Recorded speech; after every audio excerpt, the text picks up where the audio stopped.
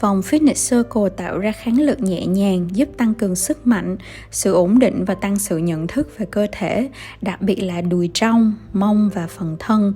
Chuỗi bài tập hôm nay là tập về cách kiểm soát các chuyển động chậm rãi, giúp kích hoạt các cơ ổn định sau.